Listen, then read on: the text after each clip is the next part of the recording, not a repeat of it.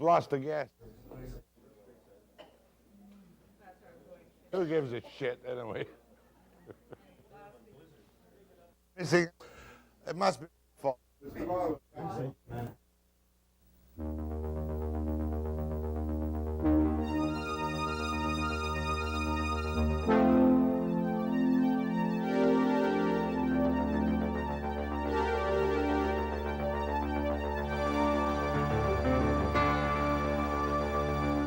Good morning. There's to be a second public inquiry into the mystery of who beat up Mike Jacobson in the city jail. That's a case, you won't have forgotten, where one or more officers of the Vancouver City Police curiously lost their memory. That's the case where the victim was given $75,000 out of court. That's the case where the Chief Constable, Bob Stewart, told us on this program, not enough evidence for charges, not enough evidence for suspension, not even enough evidence for discipline. The case of the curiously lost minds. Of course, it's a black mark entirely on the police in British Columbia, especially in Vancouver. But I don't think a second public inquiry is double jeopardy in any way, shape, or form.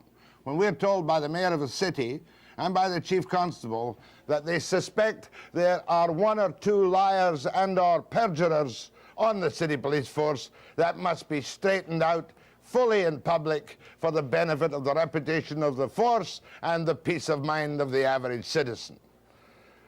It's unusual for me to praise social credit cabinet ministers, but Brian Smith was right when they made the announcement of the second public inquiry to be conducted by the BC Police Commission. Here's part of what he said yesterday. I expect this inquiry will have a very salutary message that these things cannot be covered up. I don't think that the police believe that they can or should get away with this. I think that like any profession and any force that, like the police, have to operate in a paramilitary fashion, that you may have incidents that occur, and there may be a natural feeling on the part of people who are involved to be protective. Hope to deal this morning, too, with this other ruling which comes via the courtesy of the Charter of Rights. Mandatory retirement will be abolished for federal civil servants, and you won't have to go when you're 65. Is that good? I don't think it's necessarily good for many people, but good for others. The man I'm going to talk to about that is John Fryer, who heads NUPG, the National Union of Provincial Government Employees. Fryer, of course, left his mark in the BCGEU here in Vancouver.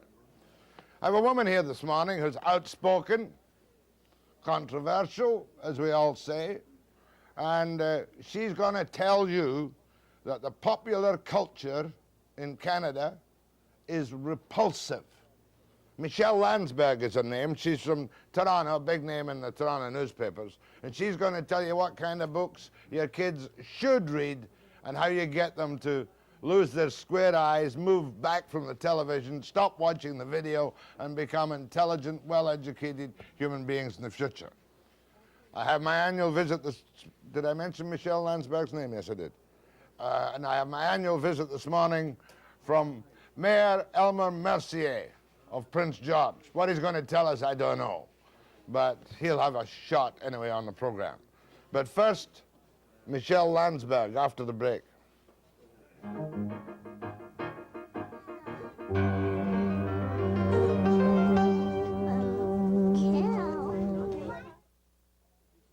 Michelle Landsberg, she's been around. Am I allowed to say, without being accused of being a chauvinist, that your husband is Stephen Lewis? You could say it, Jack. For many years did you write your columns in Toronto? I was a columnist for 6 years for the Toronto Star. Now I'm a columnist for the Globe and Mail. And you've been involved in many outspoken battles about many outspoken subjects. You're right.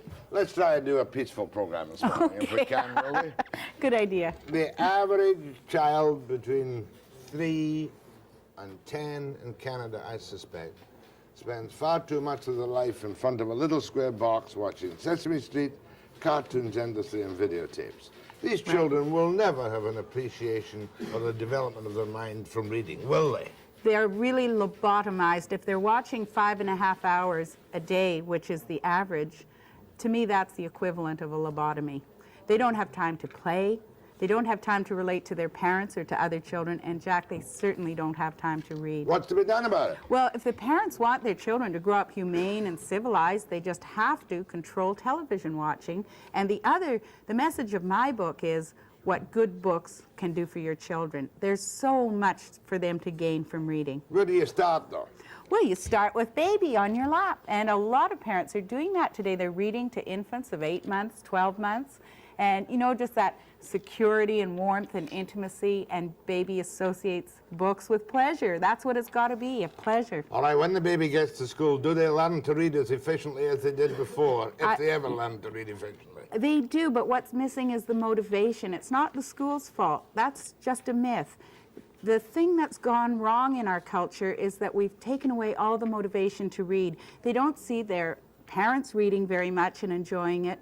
They're surrounded by all these electronic twitterings and twerpings in the air, and I mean twerpings. The rock videos, the walk persons they attach to their ears of television. The MTV? Yeah, the which whole is thing. Violent and brutal and horrible Yes. and sexist.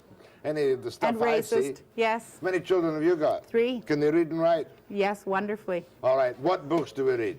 Well, I remember in the good old days when I had kids, I used to read these lovely rhyming books. the nursery rhymes, that sort of thing. And about little bears in the woods, too. Yes. Oh, they're wonderful. There are thousands of wonderful, humane, funny, civilized books written by brilliant writers, Jack. That's what adults don't realize, is that there are superb writers writing for children. But what parents very often get conned into buying is the commercial rip-off stuff. That's, you know, the Ewoks, the Star Wars, the Gremlins, the Care Bears, the Smurfs. That's all spun off from television. It's manipulative. Your children are being programmed to want to buy that stuff. Those aren't real books. What's a real book? A real book has the same qualities that adult books have, that we look for in our reading. It have rounded characters of some subtlety, rich language. Language that's alive, that makes you feel things and see things in your mind. Dick and Jane book. No, Dick and Jane was a nightmare. School readers are the biggest turnoff in the history of reading. I'm talking about literature that you can find in the library or in, you know, we have 40 specialty children's bookstores across Canada. We have a booming book culture here, and parents don't have to be rich or even specially knowledgeable to take advantage of it. That's what my guide is So therefore you're going to make the little darlings always read books with morals in them, with a moral to the story. That is the worst possible kind of book. Would you read a book with a moral in it? And I don't think we should inflict that on children. Great writers don't hammer you over the head with the morals. They give you a vision of their human perception, of their comprehension of the world. That's what children's writers do. Oh, now, what about Catcher in the Rye and these kind of books? Great book. Great book. Sure. Isn't that the one that used to burn in Canada? Oh, the book burners are always with us, I'm afraid, but I'm absolutely anti any kind of censorship of print, because the great joy of reading is What do you mean you're liberty. anti any kind of censorship of print? Surely Yeah. there's a case for censorship of violent pornography, whether Yes. it's in print or on video. No, anything What? that uses pictures is a different quality from words. When you're reading words, you have to do the imagining. And anyhow, in the case of children, we're not really talking about violent pornography. What people want to ban is anything that even mentions sex, which is so silly because our children are being drenched in it in television and magazines anyway. So when we have a great writer like Margaret Lawrence dealing very sensitively and beautifully with sexual encounters, and parents want to ban those books from the high school, I think those people are semi-illiterates who have not read the books. Yeah, but then we've these other wonderful cultural influences like the kiddie porn lines. Yes, I know. Which you don't have to give a code for. You just dial it up and you're charged against your bill. Well, that's what I would say. stop that tomorrow if I had the power. I'd rip out the phones. Am Yes. I a fascist pig? No, you're absolutely right. There's no argument about it. I'm totally in accord with you. When I say no censorship of print, I mean, let's not go running around sorting through the children's books, finding the moralistic ones. That leads to bad literature and kids who don't want to read. The whole pornography issue is quite separate from children's literature. All right, now what about books?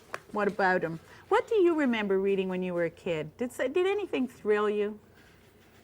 Fix Bayonets Fixed Bayonets. by Henty. Henty, I read Henty. to Africa Verne. with rifle and revolver. Round the world in 80 days. Of course. Dixon Hawk. Yes. Sexton Blake. Adventures in heroism, right? Yeah. And you never forget the impact those books made on you. And that's my whole argument. Childhood reading has an impact that you never forget. It's terribly important to our dreams, our sense of ourselves. They add to our life in a really important way. And I'm hoping that parents will get involved enough that they will stimulate their children to read. I can't think of any other books I ever read in my entire life. You're rotten for my argument, Jack. We're going to discount everything you say. What else did I read? Oh, yes, but you're... Treasure Island. Oh, great classic, a great classic. And how can you say it didn't have an effect on you? You're a wordsmith. You make your living with words. And I'm a That's writer. purely a genetic accident, and you know that as well as I do. I don't agree. I think that our childhood reading made us in love with the power of language. Roy. Good, wonderful stuff. Walter Scott. It's all still there, and kids still love it. No, they don't. Yes, Nobody they reads do. Walter Scott anymore. Well, Walter Don't be Scott's an ridiculous. exception. I agree, I'm exaggerating. But Look. Treasure Island, certainly. You want advice about your kids reading, what books they should be reading, how they should read, how you can bring them up to be well-rounded, like Michelle Landsberg? Right. Call her after the break.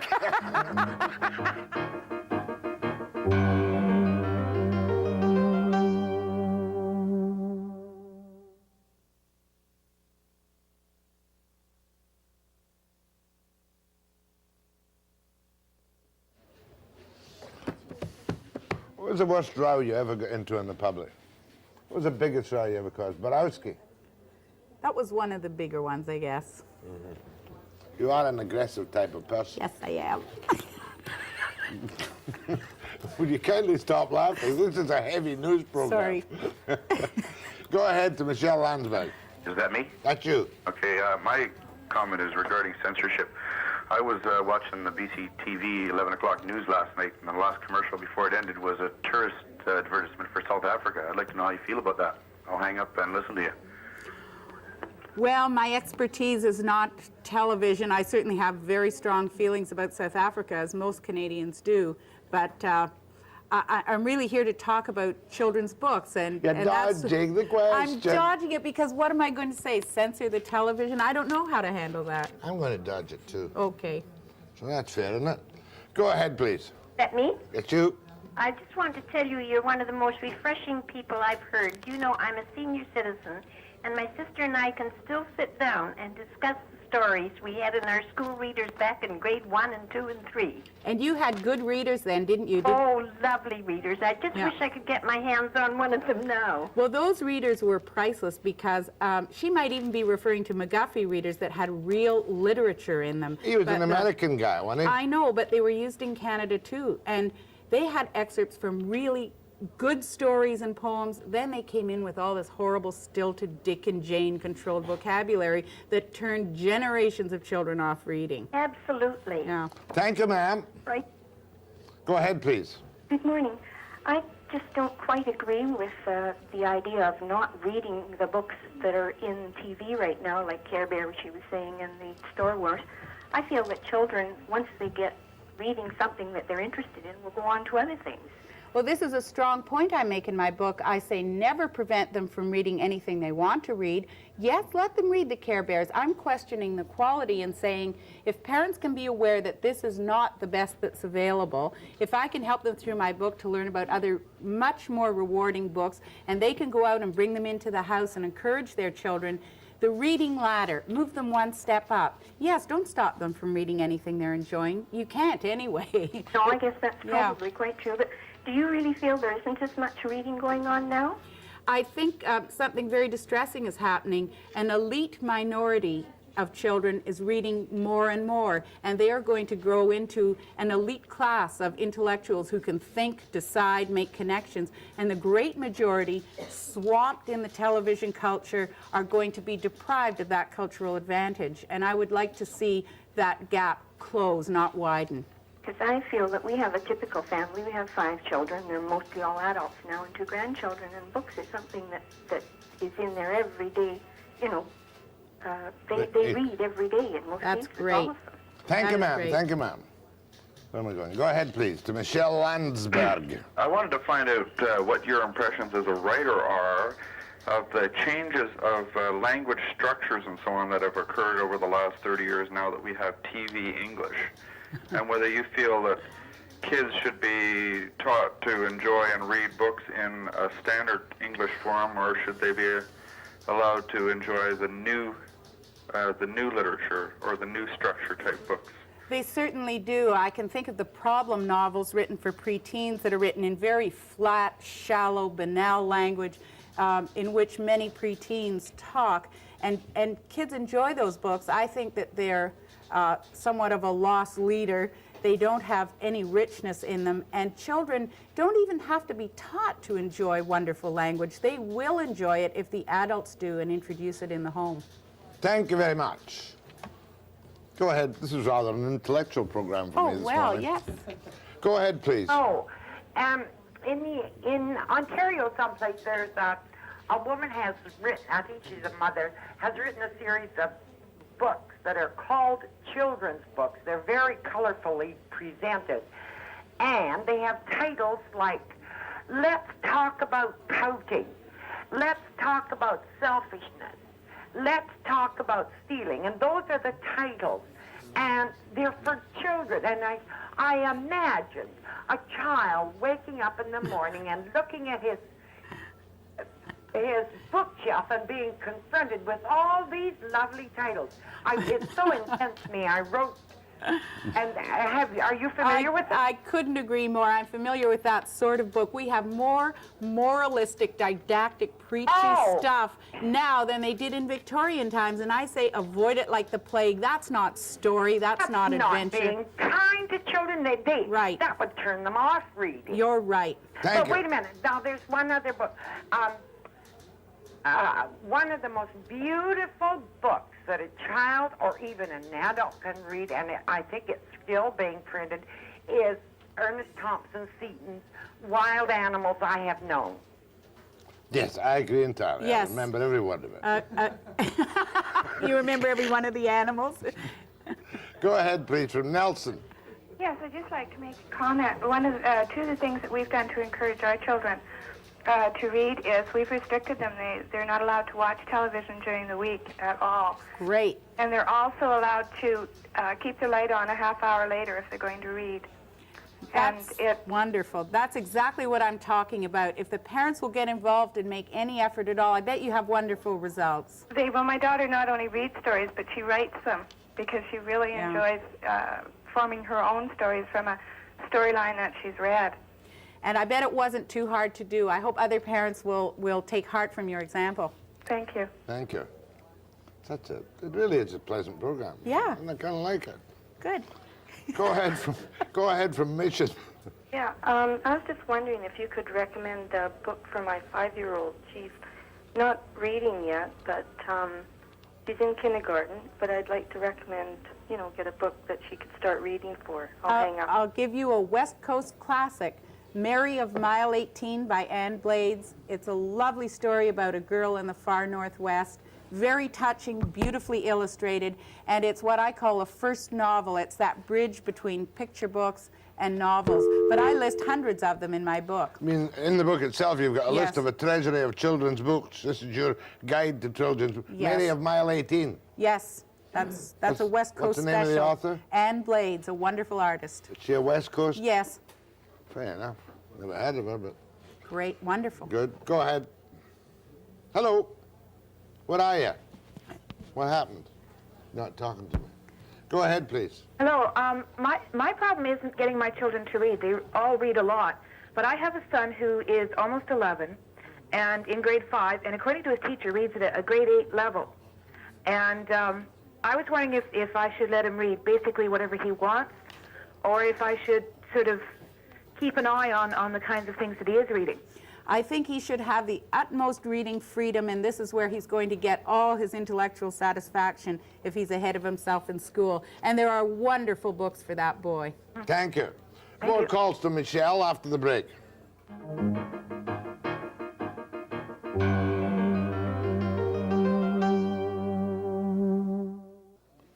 Michelle, Landsberg's Guide to what?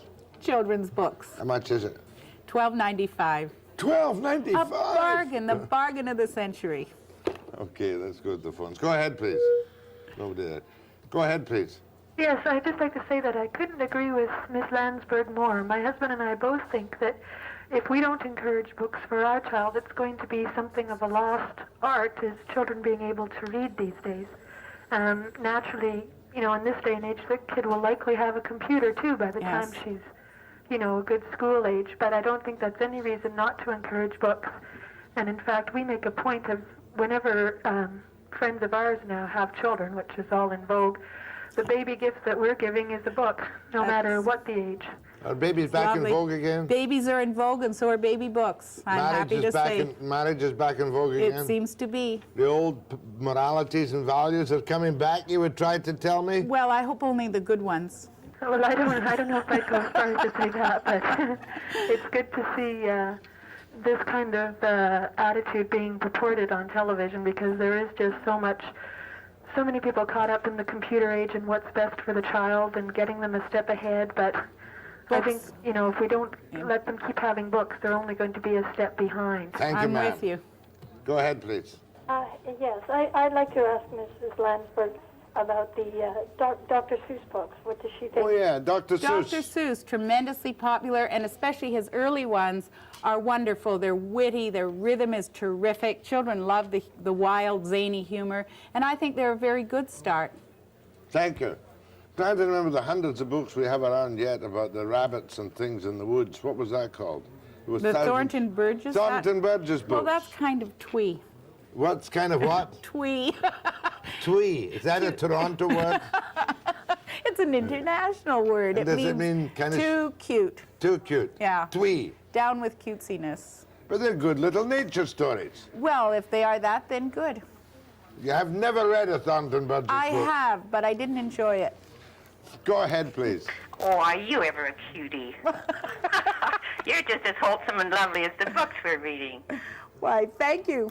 I hope that's Even a Jack compliment. is this morning. I must say I've been off home because of an operation, and I've even enjoyed listening to him once in a while.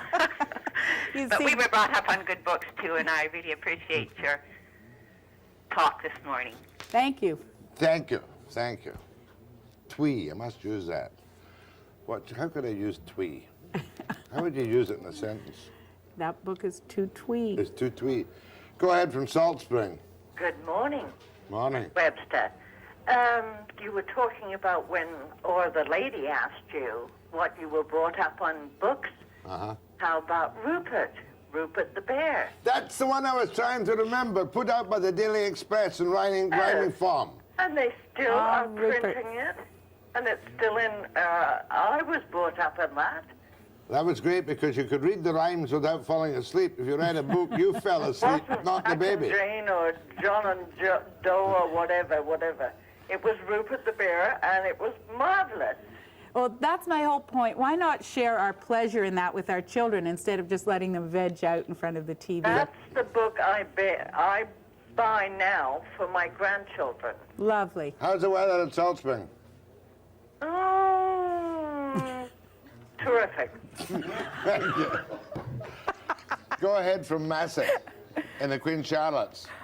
Yes, I'd like to know what suggestions the lady has on encouraging teenagers to read interesting books that teach about the world as opposed to ridiculous ideas about sexuality and dating and things like this. Well, I think if you've got a teenager who has never read a lot and is reluctant to read, then it's probably a bit late to start. But what I would do is buy a book certificate, a gift certificate to one of the good children's bookstores, because they have marvelous books for adolescents as well, and I would let them go and do the choosing, because teenagers are more susceptible to outsiders' guidance than to the family's guidance. Thank you. Go ahead, please. I want to ask Michelle one question. What she thinks of Lynn Johnson's books? I think they're extremely amusing, and my teenagers, especially my two daughters, love them. Yeah, I've sent some books down to the States. I have grandchildren down there, and apparently their teachers are just wild about them. Yeah. Lynn Johnson. The cartoonist. Yes. Yeah. Thank you, ma'am. Go ahead, please. Yes, I've got a question for the lady there. I've got a son who can be a straight-A student in school, but unfortunately he's reading a lot of these fantasy game books, and his marks are starting to go down. Has she got any advice on what to do about the situation? Because we believed in letting him read whatever he wanted to read, and he's always been ahead in his reading. You know, there's some wonderful fantasy being written for teenagers, teenage boys, superb literature, not just escapist distraction, and you might try asking the advice of a librarian or bookstore owner on that. But also, I wouldn't worry too much. I think it's perfectly natural for young teenagers to slip away from their normal standards for a while and then come back to them. So don't be too anxious, but support his good reading by getting some excellent books into the house. Thank you. Is science fiction junk? Not all of it. Some of it's fantastically good. Go ahead, please. Yes, I'd just like to comment on the excellent resource the libraries are. I have a 17-month-old that I've been taking to story time since he was 5 months old. And the librarians have lots of information, book lists, and just are a wonderful resource. Story time at the library. Wonderful. And I talk about libraries a lot in my book because they are a good trained children's librarian is one of the greatest resources on earth. Huckleberry Finn is a racist book. No, it is not. It is the greatest anti-racist novel ever written, a brilliant novel. Okay. Okay. I just said it to try and annoy you. Go ahead, please. I'd like to take a slight exception to your remarks about the Dick and Jane readers. You're right, they were very basic languages. It was come and see and go. I taught those readers, and I discovered that they had a wonderful guidebook with them. And that's where the best part of it came in. The guidebook gave you, for every story, which was very short, they gave you 2 or 3 pages in fine written work on how to approach that story. And if you use the guidebook as a teacher, the words that were in the book were merely the highlights. They were the words the kids were learning, and it was amazing how quickly they learned those words, and then you used those words to teach the phonics and all the other skills that reading is involved with. And I found that as a grade 1 teacher, it was a real help if you used the guidebooks. Now, if you sat there with the kids and taught them the words and that was all you did, then I could see where they would be turned off. Now, what do you say to that? I say you could deck them with gold and hang them with jewels, and those books would be horrible, stilted, well, they weren't dumb, the and best. I'm not saying off-putting. that. Okay, ma'am. And if you took a good novel, a wonderful story into grade 1 instead, the children would be thrilled by reading, not just plodding through their phonics. Stilted, dumb, and off-putting. Oh, terrible. Go ahead from Kelowna. Good morning. I'm enjoying this program this morning. It's terrific. Great. I have 2 small children who fortunately attend a school who really promotes reading right from the kindergarten level with an eager readers club. And I've seen the results in the books my children are reading already. But what I'd like to know is how classics like Hansel and Gretel, which is horrifying to children, became such popular books. I mean, my kids had nightmares about this, like, are you going to take me in the woods and try and lose me? And I think the fairy tales, which do have some pretty horrifying ideas in them, are not preschool reading. They are certainly for children between the ages of 6 and 10, and they have deep human worth, because when the child is old enough to be reading them or hearing them read by a parent, they're also at the age where they are experimenting with those ideas of overcoming difficulties and seeing adults sometimes as monsters or destructive. And the fairy tales are beneficial, I firmly believe, but not too early. They are not toddler stories. Thank you. Go ahead from Powell River. Oh, I'd like to get some advice from Michelle Landsberg. When I was a child, I loved books, but I only had very few because my parents couldn't really afford to buy many. So even before I had my first child, I started collecting books for my children. But sometimes it seems like they don't even have a respect for them because they have so many at hand, they don't realize how precious they are. How can you instill in children a respect for books and, how to treat them and how wonderful they are? if toddlers chew on their books and drag them around the house, I think that that's not the worst thing that can happen. At least they're on friendly terms with the chewed up book. But I think the best thing is seeing their parents loving those books and enjoying them and pointing out the beauties in the artwork and so on. That is the absolute best example you can give them. Yeah, that's what I like to, show them, that this can teach you a lot of things, but sometimes they just think like, well, I've got so many of them there, I've got forever to read them, Keep it a pleasure. Don't let it be a lesson or something to teach you. Oh, okay. Yeah. Thank you. Okay, Michelle, we'll show you a book once again, and Great. you can go off giggling around town. I love to laugh. Michelle Landsberg's Guide to Children book. Are you not autographing anywhere? Oh, all sorts of places. But unfortunately, I'm flying out of Vancouver to Edmonton, so... And autographing, in any case, is twee, is it not? No, it's not twee. It is a wholesome contact with real human beings. How do you like living in New York? I love New York, passionately. It's a great city. Great stuff. My thanks to Michelle Landsberg.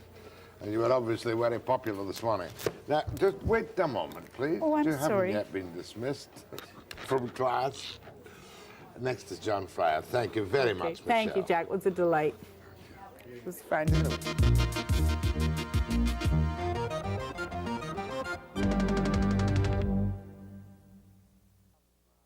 John Fryer is well remembered with some love and or hostility on the labour scene in British Columbia. Now he heads up NUPG, the National Union of Provincial Government Employees, who have 250,000 members in provincial governments from coast to coast in this country. Is that correct, Mr. Fryer? That's correct, Jack. I want to get at you right now on this Charter of Rights, which makes it quite clear that the federal government is going to abolish mandatory retirement at age 65. I have very mixed feelings about it myself. What do you feel about it? It doesn't affect your people broadly yet, but it does. I think it does. I think it has a profound effect, because if it happens in the federal government, it's already starting to happen in provincial governments, and I think there'll be pressure on other provincial governments to follow the federal lead. And so I think it has a profound effect not only on our members, but on all workers. Is mandatory retirement at 65 for public servants with indexed pensions and reasonable pensions compared to the private sector, is that good or bad? Well, I think mandatory retirement for anybody in our society is better than it is bad. In other words, I think that for the vast majority of working people, it's better to have a fixed retirement date preset than to open it up as the government is proposing. In other words, you are, on the balance, you say you would rather have mandatory retirement, especially on a contract basis to 65, not interfered with. That's right. I think that there's a much better way of approaching it, and the better way of approaching it, I think, is to keep a mandatory retirement age and then to, at the bargaining table, put in options. I mean, under certain circumstances, people can stay on. Under certain circumstances, people can retire earlier. But I think to just abolish mandatory retirement is going to create real problems in the industrial relations. Point number one, it removes, prevents any opening of the ladder at the bottom. If people can stay on at 65 to 110, apparently. That's right, for forever, I guess. That's bad, isn't it? I think so, because you're quite right. It is going to thwart the opportunities for young people moving up. The second thing, I think, that is going to be a real problem is that how do you decide when somebody is ready to retire if they don't want to retire? And is that going to mean that employers are going to start to get rid of people at 55 or 58 or 61, or whenever the employee slows down, then the employer, if they think the employee can stay forever, is going to move in right then and get rid of them, whereas now, if they know retirement's at 65 and a person slows down a bit, it's, people look the other way. No, but the employer will carry the man or the woman at 62 or 63 until 65, but are you telling me that, therefore, the employers might change tack and say, look, Webster's slowing down already. Let's open a file on his failures so we can fire him at 59. Absolutely.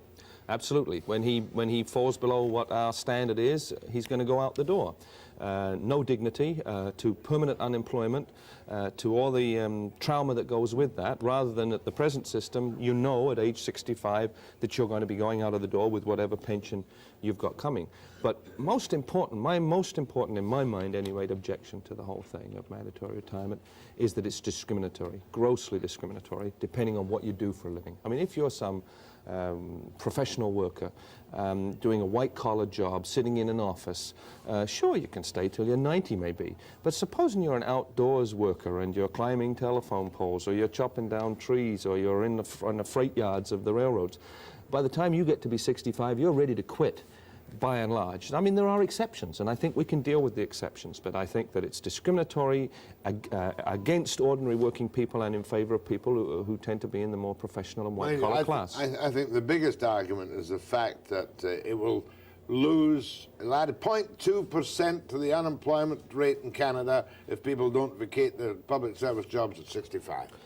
Yeah, that too, and I don't think it's just the public service, although I agree that the government should show the way. I think the government should use the public sector to set examples, good examples, hopefully, and I think this is not a good example. I think this is the wrong way to go. I think the government is wrong on this one, the federal government, and I think we need a national debate on the issue. All right, NUPG. Yes. You've got sure. membership in every government, every province across the country. We've got membership in every province, but the truth is we don't have any members yet in the provincial government service in New Brunswick. We have members in outside. Everywhere else? Everywhere else. But you're the national body which associated with BCGEU. Yes, yeah, to which they belong. Yeah. Now, what is your union going to do? Are you going to, will you accept, will BC, or has BC accepted this Charter of Rights change just like that? Do you want it? Well, each province is going to have to deal with it separately. This subject, to my considerable distress, is a matter of debate within the trade union movement. I mean, the trade union movement hasn't really reached a position on whether or not we're in favour or opposed to mandatory retirement. And in our own union, different provinces have different views on it. So each province is going to have to decide on its own. But clearly the signal coming from the federal government is to abolish. Now, in the province of Manitoba, the mandatory retirement practices there have already been challenged and have been overthrown by the courts, and the Manitoba government has said we're ending mandatory retirement. In the province of Ontario, the new government there is indicating that they're moving to abolish mandatory retirement, and in the province of British Columbia at the present time, my understanding is that both sides are more in favour of mandatory retirement than doing away with it. So it's going to become universal across the country in public service, likely. I think that that's the danger. I think the danger is that the Charter of Rights is going to be interpreted to say that you can't have a pension plan that provides for mandatory retirement, that you can't insist that a person retire on the grounds only that they've reached a certain age. Well, I'll tell you this. So that means you're going to kick them out because on the grounds that they've slowed down. Yeah, I know, but that means this. In the days of our financial extremities, which are apparently obvious all across the country, if you're going to work after 65, you shouldn't collect OAP or CPP. Right. That would have to be changed. I think that once you lift mandatory retirement, the danger is that you start to open up the whole social benefit programs. And I think there are people in Ottawa and in the country, especially more conservative people, that want to open up the whole benefit package system, the so-called sacred trust. And I think abolition of mandatory retirement is just one more nail in that coffin, that we are going down the road to the abolition of universal social benefits. Well, I mean, it's kind of common sense, though. I mean, forget the political implications. If a guy is going to draw his full pay and still be contributing to perhaps his private pension or his government pension, and he's well established, he shouldn't be drawing the old age pension and CPP when other people need it more. Well, I mean, I think people should retire at 65. So, I mean, you know, this is a what if. What happens to the pension plans? I mean, all pension plans, or almost all pension plans today, are designed for a 65 retirement. And the benefits are planned towards a 65 retirement, and the benefit levels are based upon actuarial tables, how long you live after 65 and how long your spouse lives. I mean, I think it's going to throw pension negotiations into chaos, and of course I think employers are going to try and take advantage of that. I think it's stupid and should have been escaped on the escape clause of the Charter. Well, you and I are on one on that one, absolutely. John Fryer, calls to John Fryer too. I have a couple of other things to talk to him about, but calls to Fryer of NUPG. Do you call it NUPG? Yes, I don't like the name. No, do I. But they won't let me change it. After the break.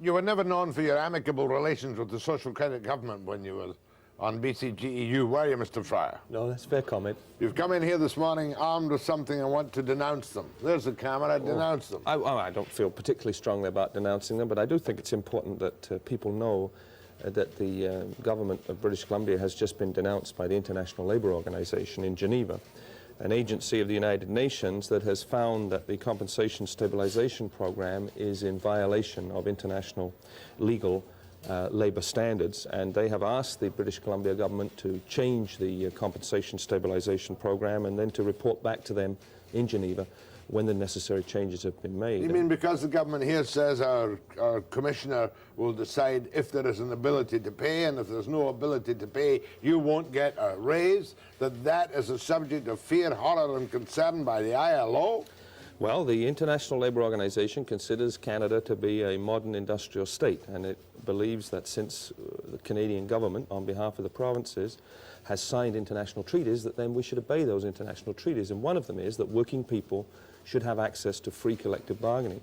And free collective bargaining means just that. The employer, the union, they sit down and they reach a settlement. And under the CSP program here in the province, once you've reached a settlement, it then goes to Ed Peck, who decides whether or not he's going to allow the agreement to stand. And so what the International Labour Organization has said is that basically Mr. Peck's role violates the free collective bargaining principle, and that a country like Canada should have found a better way of doing it. Yeah, of course, when I think of the ILO, I always think of unionists being tortured in Chile or something. Yes. We're not quite at that state. I'll tell you what people worry about. True. There are 250,000 federal civil servants. Approximately, yep. There are another 250,000 crown corporations and government agencies not included. You've got 250,000. At the provincial level. At provincial level. 300,000 at the municipal level. Sure. Goodness gracious me, that's well over 1 million public servants. Mm-hmm. You are by far the most powerful union force in the country. Is that not correct?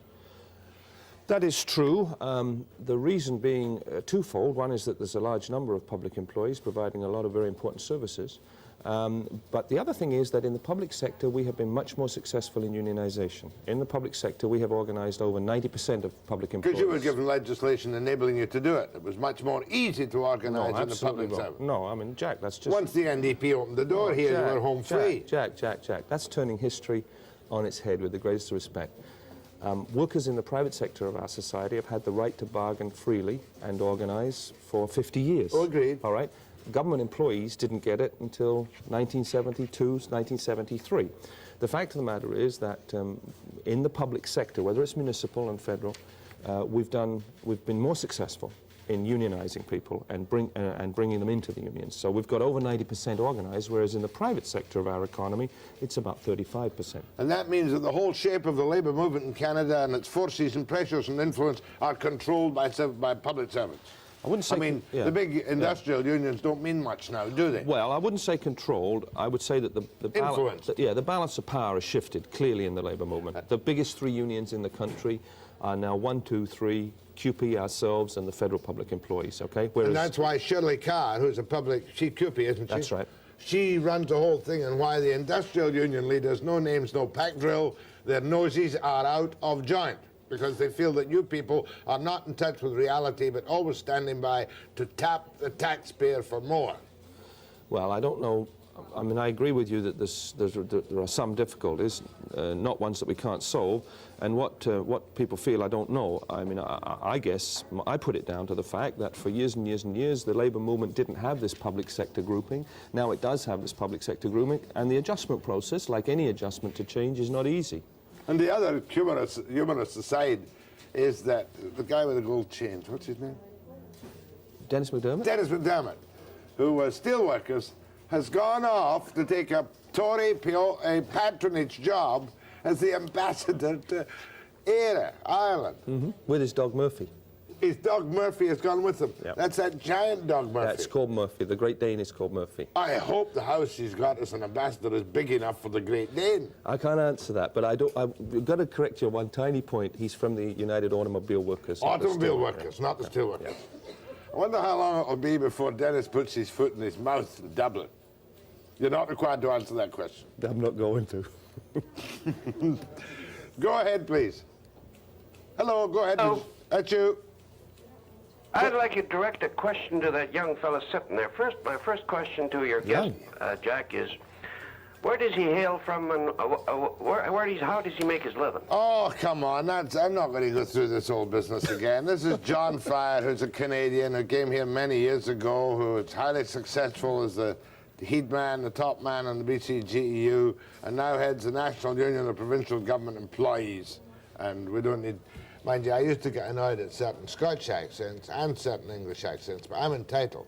Yes. Go ahead, please. Hello? Yes. Yes, Mr. Webster. Yes. Mr. Fryer, good morning. Morning. You both. Jack, may I ask you, how old are you on the question of mandatory retirement? I'll be 68 on the 15th of April. Okay, now, how old is the oldest senator in the federal government? 74 and a half. They retire at 70. Oh. Senators have to retire at 75.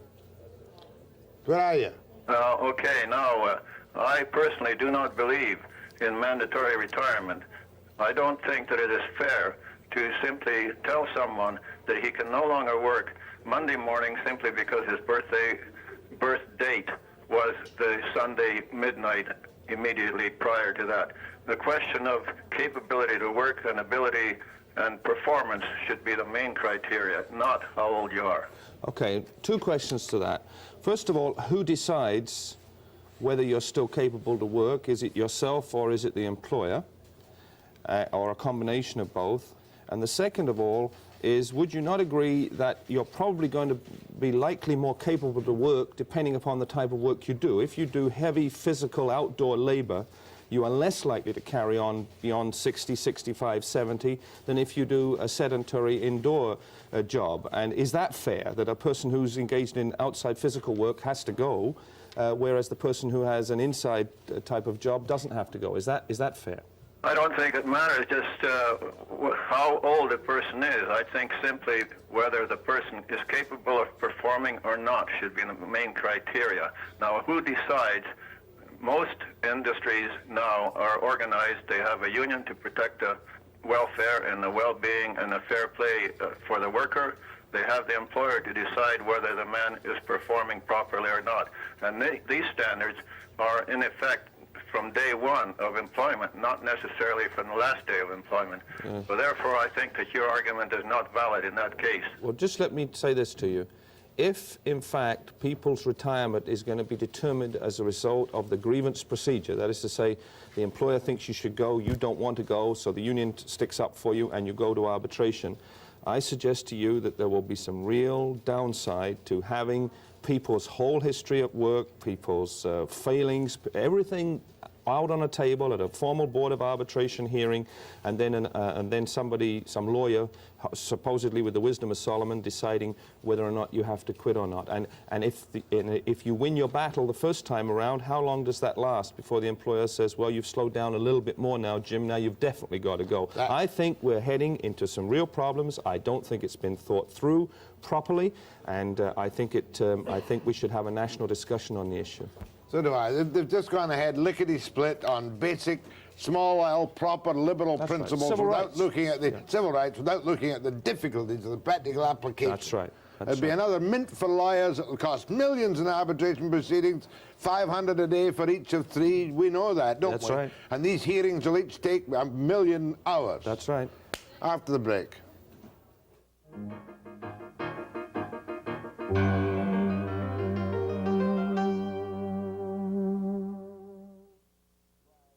To John Fryer of the National Union of Provincial Government Employees. Go ahead, please. Yes, Jack, good morning. Morning. Good morning, Mr. Fryer. Good morning. I'd like your opinion on the mandatory retirement age being abolished in regards to younger people, like you say. Yes. The point that some people are ready for retirement before 65. But don't you think that the government would be doing a very good service to the people by making an optional retirement, say, at 60? Would open up more jobs and take people off welfare and off UIC? Oh, absolutely. I want to say to you that in addition to being in favor of having a mandatory retirement age, and I think 65 is as good as any other, I think there should be all sorts of negotiated options for people who are able to retire earlier, and also under certain social circumstances for people to retire later. And one of the ways that you encourage people to retire earlier, of course, is to develop a pension plan that gives them substantially the same benefits at 60 or even 55, I would argue for, as they would get at 65. I think that faced with that option, people will retire, or at least stop working the particular job they're in and find other things to do with the rest of their lives. Thank you. Go ahead from Victoria. Hello. Yes. Yeah, I'd like to say is that I agree with that gentleman on it. I think it should be compulsory retirement at 65. I worked for a company for 35 years. I retired when I was 63. And it's not, and it wasn't the company I worked for wished me to keep on for another 4 or 5 years, but I think it should be in it. But that person does retire at 65. I don't think they're entitled to some discussion on it. We should have a say in some of these things, not just a... Not just a ruling of a court. Yeah, I think so. It's not only a ruling of a court. I mean, it's a parliamentary committee, and I appeared before the parliamentary committee and made some of our points on a whole series of rights under the Charter. But it seems to me that there hasn't really been a proper national debate. The only national debate I saw was on the TV one evening, and 2 evenings in a row, and there was definitely strongly held differences of opinion out there in the community, and yet everything now seems to be a green light to abolition of mandatory retirement, which of course the business community is going to support because it means less pension load. Oh, of course, they will now reshape the pensions with an indefinite ending to them. Sure, you don't have to give pensions to people that are still working. No, I should think not. Go ahead from Vernon. Good morning, gentlemen. Morning. I'd just like to say that I agree with Mr. Fryer, and that the government has already said they wouldn't touch universality of social programs, and that I believe that doing away with mandatory retirement is just a step toward doing away with the Canada Pension Plan, as well as causing many more problems in collective bargaining, and also causing more unemployment at the lower end. Yeah, I agree with you too. Go ahead, please. Yes, hi, Jack and John. Hi there. I'm just agreeing with all the people who were just prior to me now. I feel strongly, too, that people should retire at 65 with a pension and leave room for the young ones instead of having unemployment or welfare. And also, I think it would be nice if, like in England or Australia, women can retire at 60. I think why women go back to work in the latter years and they raise their family, it's for the pension. But I really feel, and I feel it should apply to the judges too. Leave room instead of having unemployment. They should be divided up. And there are lots of hobbies and volunteer works if somebody wants to help. Thank you.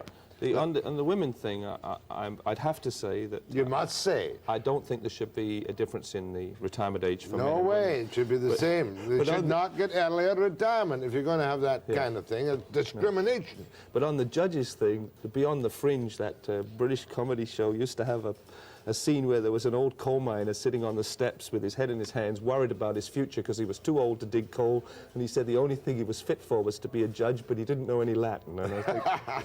But there's another nightmare in the Charter for you. I mean, we all love... I've been against the Charter of Rights and Freedoms. I think we should be able to throw the rascals out and write our own laws when we want to. Alan Blakeney's position. The next one, however, is that the closed shop will be wiped out by the Charter of Rights, and the power of unions will go down the tube. Well, correct? I don't think it will be. I don't think that the judges and the courts in this country will come down basically with a ruling that would say unions have no right to do anything other than just bargain collectively, that they have no rights to be involved in other. I think there's a danger of it, and there's a case going through this province right now, the Baldwin case. There's a key case in Ontario, the Levine case. I'm cautiously optimistic that that the trade union movement has established its right to exist in our society and its right to speak out on political and social issues. Oh, agreed, but on the very face of it, it is an infringement of my freedom of association if I have to join a union and contribute political dues to, which are used partially for a political party, and must be compelled to an association I don't want.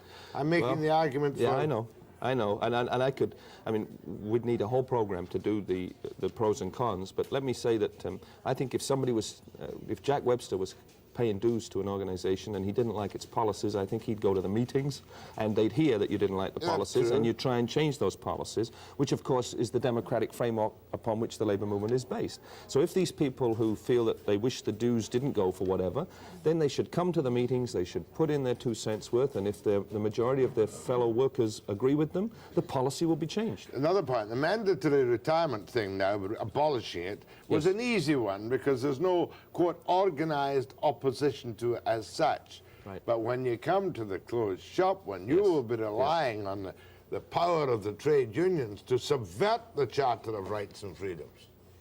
In other words, your position is, we are an independent organisation of our own, we do this and that, and don't you dare take away our right to the closed shop. I don't think that's our position, honestly, Jack. I think our position is that people should have the right of a freedom of... Well, here's the dilemma. Unions are collectives. The Charter of Rights is designed to protect individual rights. We don't have in the Charter anything that says what the rights of the majority are. It merely picks out the rights of individuals. Unions are based upon the rights of the majority. We have to get the majority to join the union, then the Labour Board says you can represent them, then we negotiate an agreement, but it's always for the majority, and we never get unanimity. I mean, we're dealing with human beings, and we never get 100% on anything. Agreed. After the break.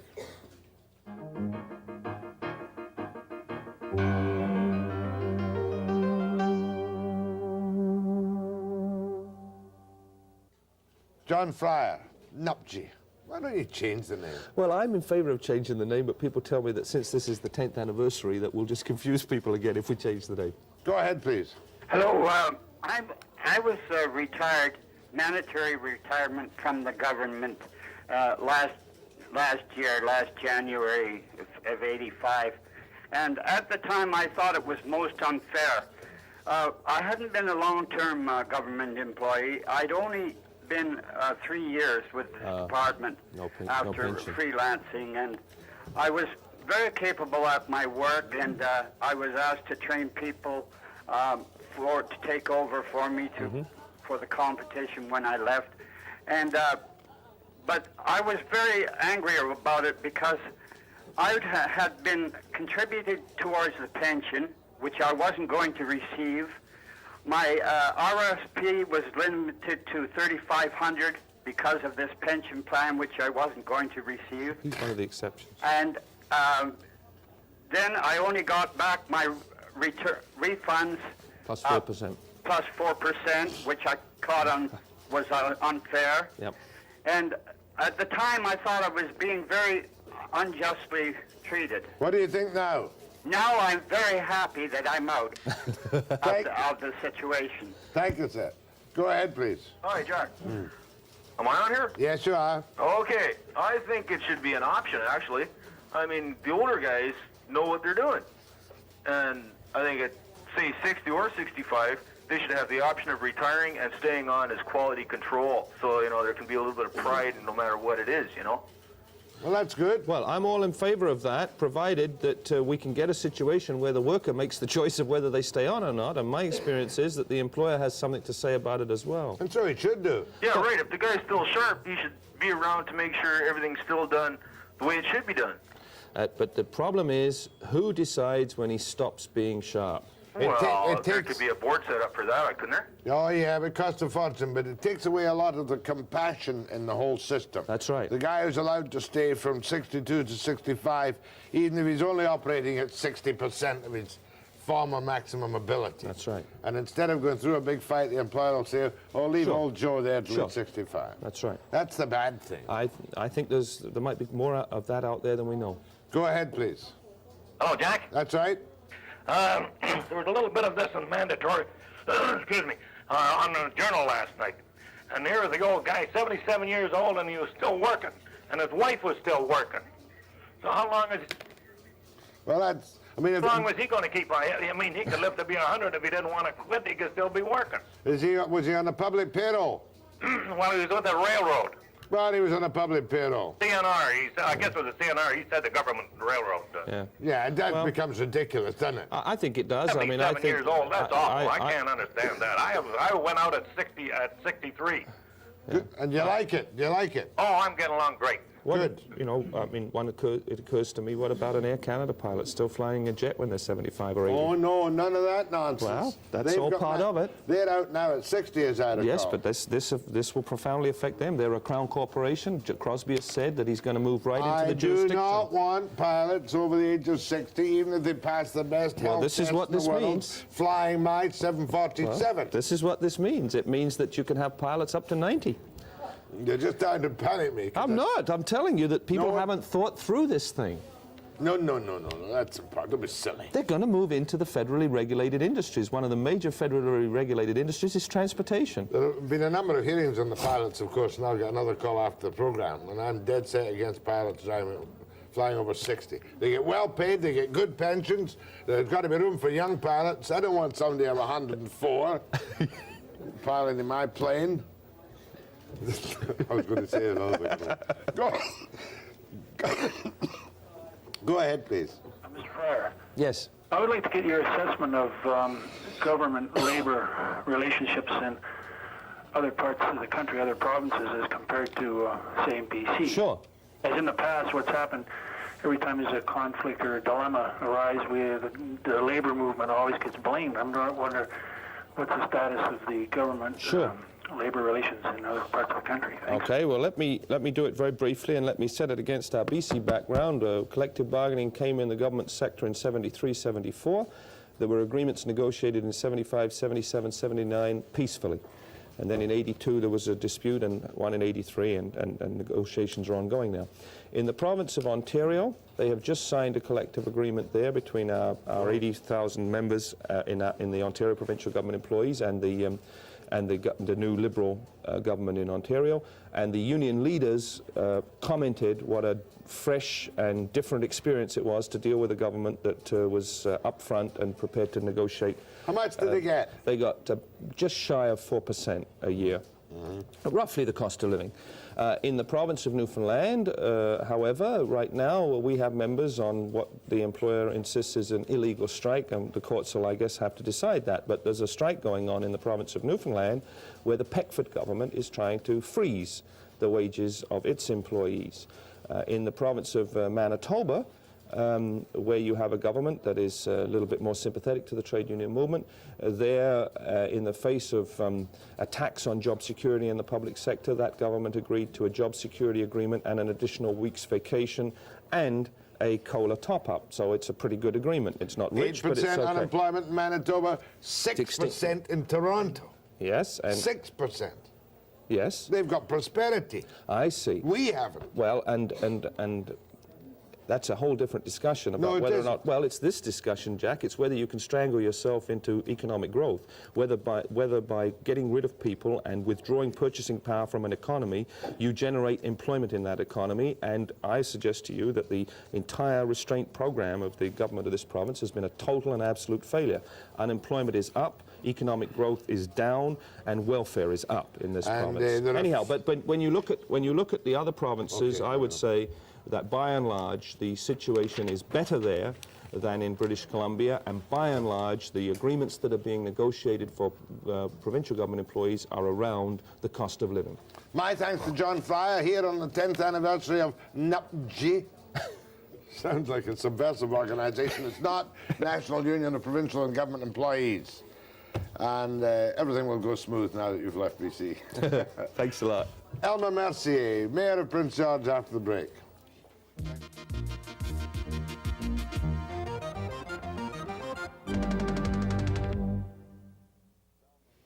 We've only got 5 or 7 minutes with Elmer Mercier, the Mayor of Prince George, but we'll put up the phone number just in case you've got a particular complaint about him. I want them to feel warmly welcomed and at home. Elmer, how long since you were on the program? I think it's about 1 year now, Jack. So you insisted on another appearance to publicize all the good things in Prince George. Well, that's right. Feel free. Go ahead. Well, we're looking forward to a very busy year from the point of view of the convention business. We have a number of things going on, starting off early in April. And then we have the BC Festival of the Arts being hosted in Prince George. We're very proud of that. There'll be some 1,500 participants from all over British Columbia. got an excellent committee working there. It'll be kicked off on May the 4th by a visit by the Royals. Listen, big just stuff. after opening expo. That's Di We're and pretty Charlie. excited about that. Charles and Di, I mean. Yes. They're coming up to open the BC Festival of Yes, the Arts. they'll, I didn't realize that Prince George was the cultural center and heart of British Columbia. Well, it is now, Jack, and of course after this year it'll be that much more recognized, you see, and that's what we're looking forward to. Di and Charlie are coming up? They arrive in Prince George on May the 4th. How long will they stay? Well, unfortunately, it's a whirlwind tour, I think, but they arrive roughly 3 o'clock in the afternoon and will leave sometime between 7 and 8. But we have them for the afternoon, and everybody's pretty excited about that. Oh, that'll be great stuff. Yeah. That's the BC Festival of the Arts. Now, And what then else have you got? Following that, we have the second annual forestry exhibition, and this thing is developing, Jack, now into probably the largest exhibition in Canada, at least. When I left yesterday, I was informed that they have 204 exhibitors from all over Canada and the U.S., a number of keynote speakers, and it goes on for 3 days. So This is a Prince George Regional Forest Exhibition, second time round. Yes. And is this techniques? Is this? It's logging techniques, the importance of our forests and silviculture programs, education, and aimed at trying to involve the public, Jack, in education and getting that message across, how important that tree is to particularly our economy in central British Columbia.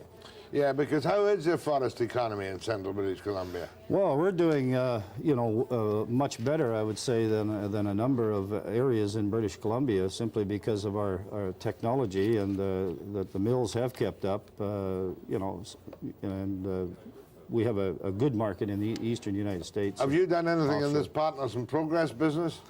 Well, we finally signed that, Partners in Enterprise, with the minister some 2 weeks ago. So we're looking to develop into that and try to attract some secondary industry into Prince George. And we've got a very active committee in economic development. We'll certainly be our partner. We're opening an office. The North Central municipalities have come together in a partnership arrangement where we're opening an office in the World Trade Center in Vancouver for 2 years to That's good.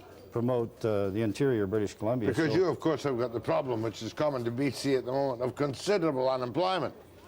Well, we're riding at about 15%. It's down somewhat, Jack, and there's some optimism out there right now that's good. Things seem to be starting to turn. And it's funny, because you're shipping a lot of stuff. You've got Carrier Lumber up there, haven't you? Yes. One of the best operators in North America, they tell me. Very good operators, and they're shipping more than they've ever shipped before, I believe. I would say that's a reasonable statement, Jack. But overall, the industry is employing so much fewer men than it did before.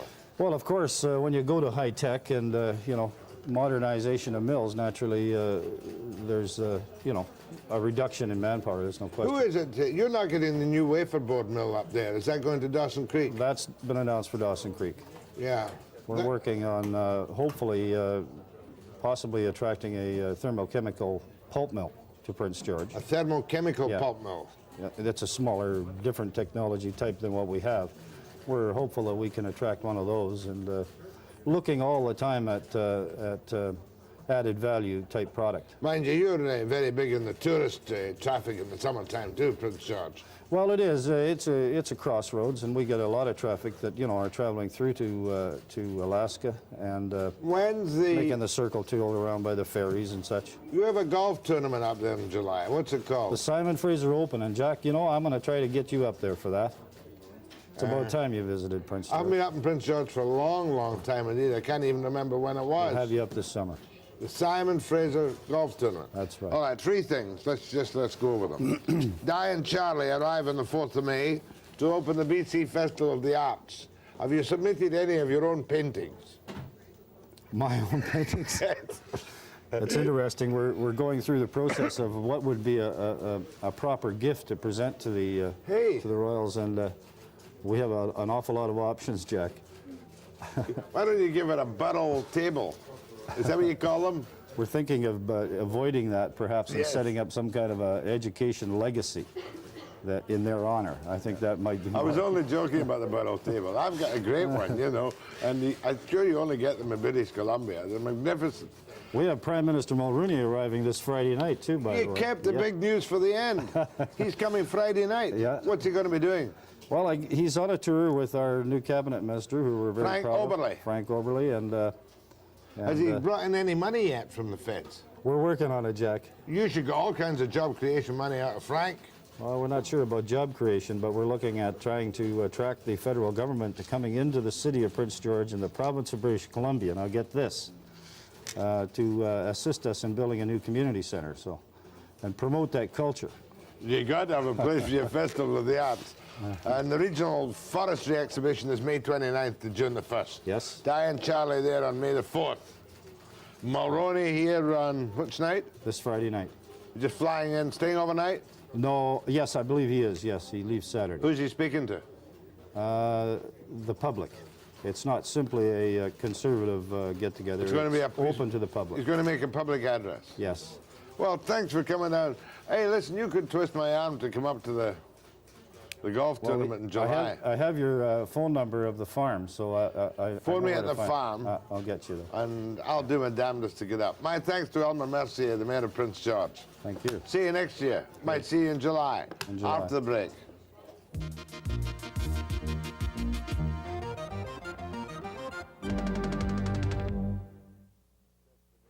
Vancouver Police Chief Bob Stewart said today that he welcomes the Attorney General's announcement of a second public inquiry into the special investigation into the charges of police brutality involving the beating of Michael Jacobson.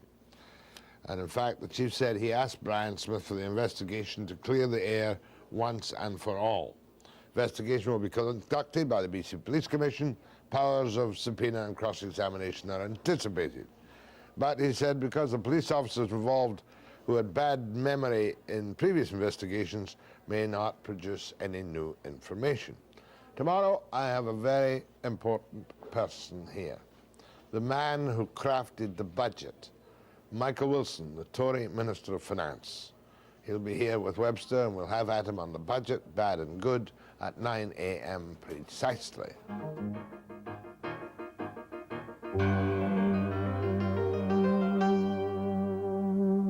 Expo 86, 57 days to go. Michael Wilson, the man who gave you the budget, tomorrow at 9 a.m. precisely.